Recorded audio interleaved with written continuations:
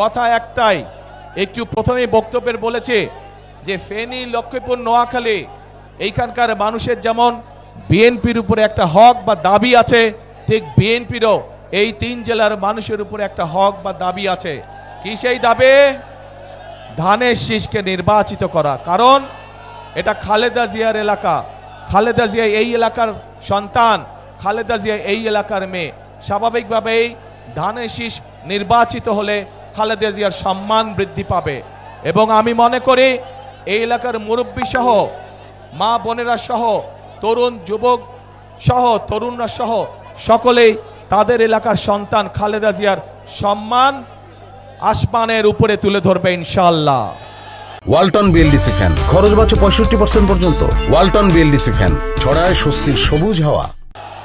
প্রিয় ভাই বোনেরা, আসুন 12 তারিখে আমরা গণতন্ত্রকে পুনঃপ্রতিষ্ঠিত করি। কারণ গণতন্ত্র যদি পুনঃপ্রতিষ্ঠিত হয়, দেশে যদি জবাবদিহিতা থাকে, যদি আপনার নির্বাচিত জনপ্রতিনিধি থাকে, তাহলেই একমাত্র এলাকার সমস্যার সমাধান করা সম্ভব হবে। বিগত 15 বছর ধরে সারা বাংলাদেশের কোথাও কোনো সত্যিকার অর্থে জনপ্রতিনিধি ছিল না, এবং যেহেতু সত্যিকার অর্থে জনগণের প্রতিনিধি ছিল না, সে কারণেই দেশের আজকে এই অবস্থা। আমরা দেখেছি কিছু সংখ্যক মানুষের ভাগ্যের পরিবর্তন হয়েছে, কিন্তু 98% মানুষের ভাগ্যের কোনো পরিবর্তন হয় নাই। আমাদের কাজ হচ্ছে গ্রামের, দেশের খেটে খাওয়া মানুষের ভাগ্যের পরিবর্তন করা। আপনারা গণতন্ত্রের বুনিয়াদ যদি শক্তিশালী করতে হয়, তাহলেই একমাত্র সম্ভব জনগণের অংশগ্রহণের মাধ্যমে গণতন্ত্রের বুনিয়াদ শক্তিশালী করা। এবং গণতন্ত্রের বুনিয়াদ যত শক্তিশালী হবে, তত মানুষের ভাগ্যের পরিবর্তন হবে।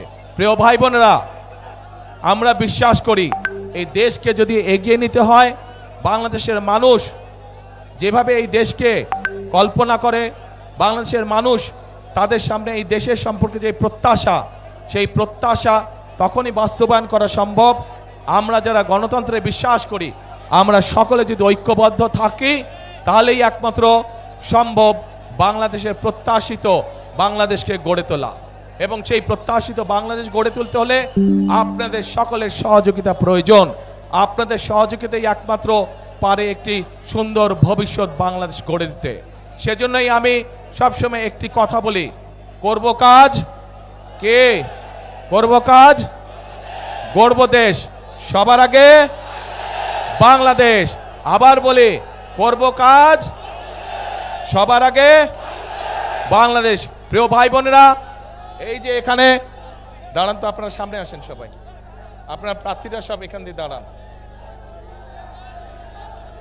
দাঁড়ান এখান দিয়ে, এটা লাগবে না, সরি এটা লাগবে না। এই যে এই মানুষগুলোকে আমি আপনাদের কাছে দিয়ে গেলাম, এদেরকে আপনারা 12 তারিখের ভোটে ধানের শীষে ভোট দিয়ে জয়যুক্ত করবেন। তাদেরকে জয়যুক্ত করলে তারা আপনাদের কাছে জবাবদিহি করতে বাধ্য থাকবে। এলাকার সমস্যার সমাধানের জন্য তাদের কাছে যাবেন, তাদের সাথে কথা বলবেন, তাদেরকে বলবেন এলাকার সমস্যার সমাধান করতে। বিএনপি ইনশাআল্লাহ জয়যুক্ত হলে, বিএনপি সরকার গঠন করলে এই এলাকার সমস্যার সমাধানের জন্য আমরা কাজগুলো শুরু করব।